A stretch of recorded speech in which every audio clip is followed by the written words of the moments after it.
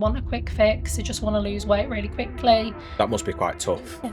for the people, well, for yourself, seeing them day in, day out, every day. So the problem is the GPs will give people cocodamol, but that can cause like addiction.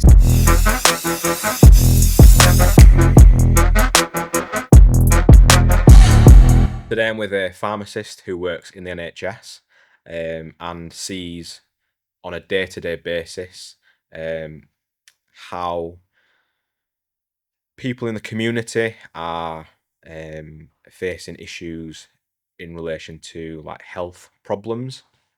So we're just going to have a conversation around the things that she sees, the problems that people have, and any advice that we can sort of discuss as a result of the conversation. So I'm a community pharmacist. So yeah, I deal with a lot of back pain, like injuries and things like that. But people mainly go to the GP first, and then they would come to us, or sometimes they just want to buy like painkillers and things like that. What sort of age population come into your pharmacy predominantly? It's a mix really. So we do have a lot of elderly, but we do have a lot of like young people, so like over 20s, I'd say as well. Is there a common theme that they come in for? Not really. So some things are like, injuries, sport injuries, back pain is probably one of the most common ones.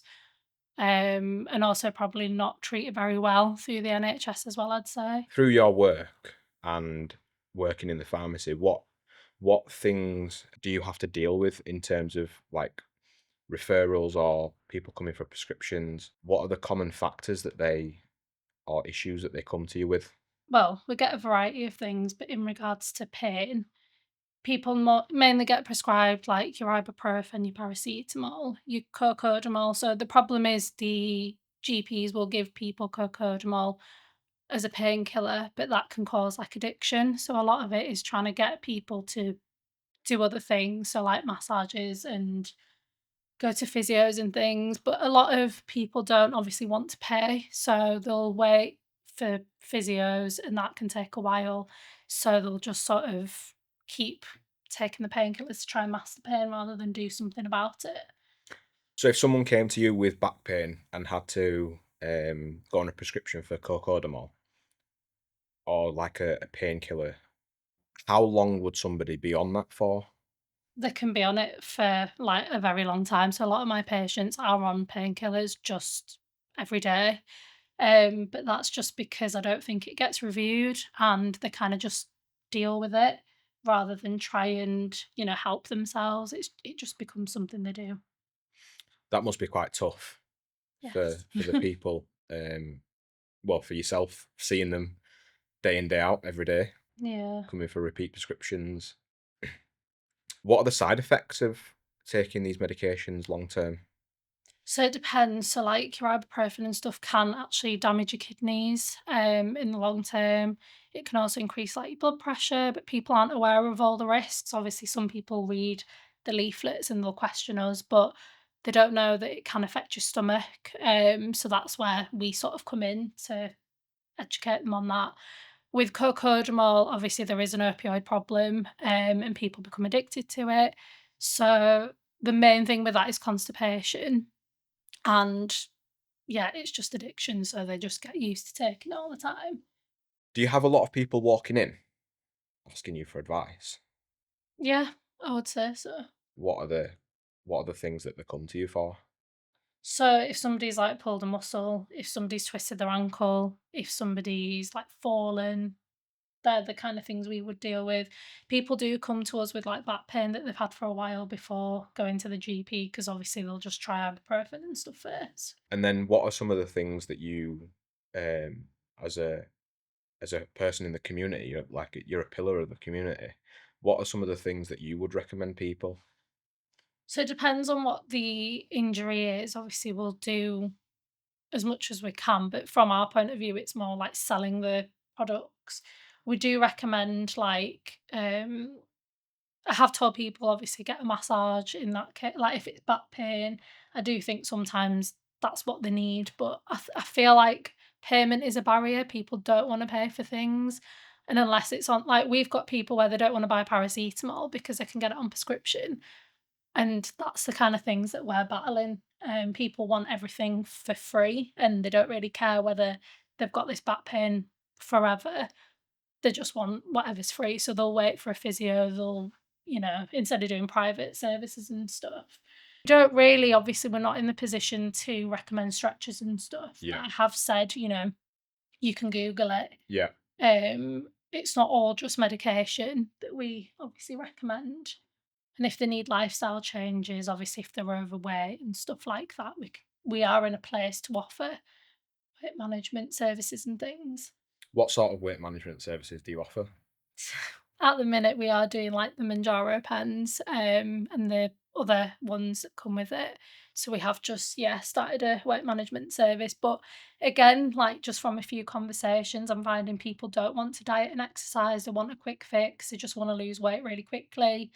And when you're telling them about diet and exercise and you're listening to what people are actually doing, it's quite worrying because they don't realize like what they're actually doing to Do you themselves. think that's due to a lack of understanding and education around, so like say for example you go to Tesco, you go to the supermarket, Aldi, wherever you go, if you want a chocolate bar, it's a pound. Yeah, If you want, you know, fruit, it's nearly 3, 4. yeah. I Is that, does that play a part in terms of people, like, if there's a cost of living crisis, things are getting more expensive, people are wanting to go for the cheaper alternatives, and those cheaper alternatives are generally the things that are bad for you? Yeah, so I think I've found a lot of people just want convenience, so they'll just grab a ready meal because it's done and they don't have to do anything. Obviously, with that, there's fat, there's sugar, there's salt, and it's bad for you. But I've even found like to shop healthy is a lot more expensive, so that's why people don't do it. And there's things that I've never noticed. So like just having a fizzy drink, sometimes there's so much sugar in that, which obviously leads to fat gain. But yeah, now I make a conscious effort to try and have a look and not buy anything that's, so sugary. But even with fruit, like there's hidden sugars in that. So you just got to be careful. But I think people want convenience over um like health really. Went on a tangent. No, that was really good. That's a really good insight into um, your understanding of medication and how people can ultimately become dependent on it and not know what else to do. Are there times where you've had to sort of step in and challenge other professionals in terms of like things that people are being prescribed? Yeah, sometimes. So obviously you can you can to an extent try and question a GP, but when someone's so used to getting that same painkiller, like, your cocodamol, your codeine, your tramadol, and they're getting it a bit too often, you can sort of query it, but you'll find that there's just a lot of aggression there and the patient doesn't want to stop it. So in turn the GP will just give it to them. Yeah, unfortunately that's just how things go. But from a pharmacy point of view, obviously if people are buying codeine on a regular basis, that's where we should be stopping them. Yeah, But the mindset of people, and it happens to us nearly every day, is okay, you're not going to sell me it, but someone down the road will. So they just get what they want because they know how to do it, but they don't actually want to tackle. the root problem. Yeah, they don't want to tackle the problem. What is the solution? Probably, I'd say like a better education, a better understanding of other things you can do. And okay, yeah, you don't want to pay for a massage therapist, but maybe they could watch videos and things online, like social media could help them. Because I get like there is a living crisis and people can't afford, treatments every single day or every week. But maybe social media could help to educate them and show them other ways rather than relying on pain relief. So we've discussed a lot of the reliance upon medication, but is there any case studies or um, anecdotes of where medication has helped somebody in terms of overcoming an illness or battling a what's the word, like, ailment? Yeah, of course. Like it helps a lot of people, but it depends, doesn't it? If it's a long term condition, then yes, you need your medication. But if it's something acute, like an injury, a pain, it's just gonna give you that temporary relief, but Yeah. sometimes you have to get to the root of the problem. Yeah. Obviously, yes, I'm for medication. It can reduce inflammation, it can do a lot of things, but it depends on the situation and the scenario, so I think you've hit the nail on the head there. So if there's something acute, people shouldn't necessarily go for the quick fix in terms of getting paracetamol on the NHS or getting an ibuprofen. They should try and look at alternative ways to treat the issue. Whereas if it's more of a long-standing illness or an issue, whether that may be, something like cancer or arthritis, etc., where the medication is necessary, maybe there's a scope for some education around utilization of medication in the right circumstances. but I think that comes down to education of, like, healthcare professionals as well, so they should be telling them other ways to deal with things. Obviously, yeah, you use your medication to help, with pain and whatever else, but I'd also say find another way to deal with it as well so that it's not there forever because you So does don't that wanna have a long-term condition. so does that start at the GP?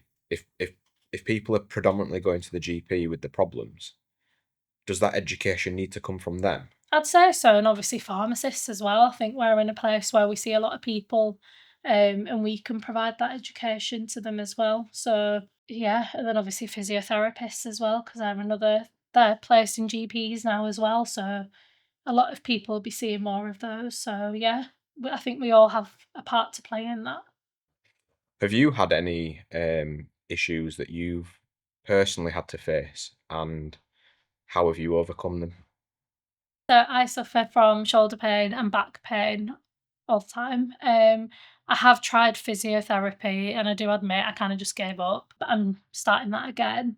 I kind of just deal with the pain and yes, I'll use like Voltarol gel and stuff when I need to.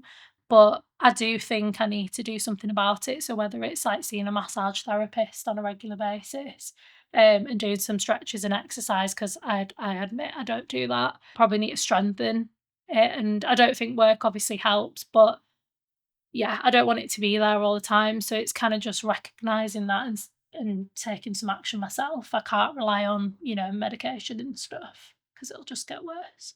So, if there's one take-home message that you've got for people listening today, um, what would you say to people that are wanting to start their fitness journey?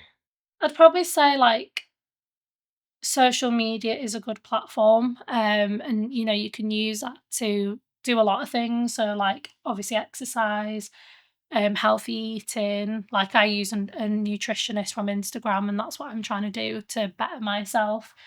And with like your exercise and your diet, it will help you with conditions, like long term conditions as well. So I do think, yeah, people that can obviously utilize social media and people that can't, have those conversations with your pharmacist, have those conversations with your GPs because they are trained to do that kind of thing as well. Amazing. Thanks for listening to another episode of What You Saying by the Muscle Maestro.